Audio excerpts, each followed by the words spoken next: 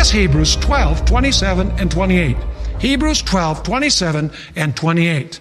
It says there, therefore, since we are receiving a kingdom which cannot be shaken, in other words, someday we're going to be in a kingdom that's not going to be left to any other kingdom, what should we do? Let us have what? Grace. See, some people love to talk about grace. They say, oh yeah, let's have grace. Yeah, but what does grace demand? We noticed this in our study, our last study. We talked about what grace commands us to do. Notice what it continues saying. Therefore, since we are receiving a kingdom which cannot be shaken, let us have grace, by which we may what? Serve God acceptably with reverence and what? And godly fear. What is it that grace leads us to do? To serve God acceptably with reverence and with godly fear. Notice one more verse before we talk about the promises that God gives to those who fear His name. 2 Corinthians chapter 7 and verse 1. By the way, this is after God says, do not be unevenly yoked with unbelievers. And you've read that passage that comes before, and God says, if you fulfill what I'm saying, I will receive you, I will be your father, and you will be my children.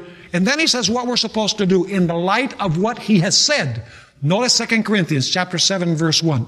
Therefore, having these promises, you can read them in the last verses of chapter 6 of 2 Corinthians.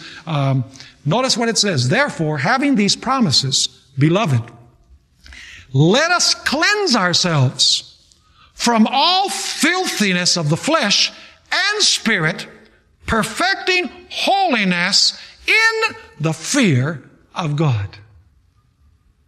What does the fear of God demand of us? We must perfect what?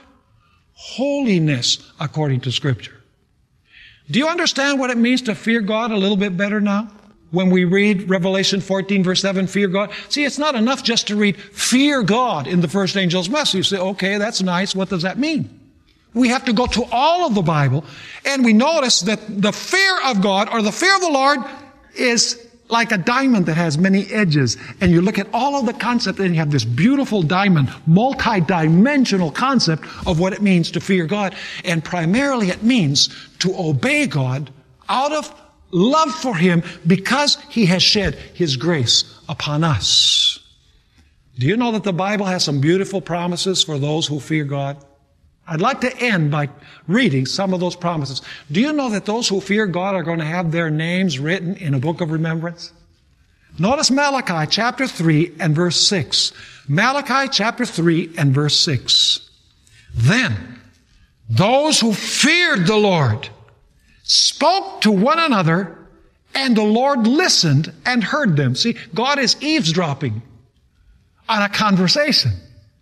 So, a book of remembrance was what?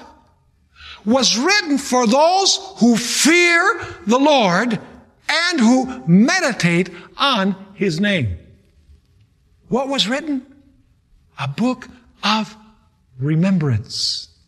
Notice Psalm 103 and verses 11 through 14. God gives glorious promises to those who fear His name.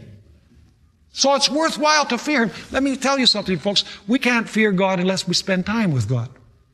Because it's only as we come to know God that we have this awe and this reverence for God, and we want to please Him because He's such a wonderful and such a great God.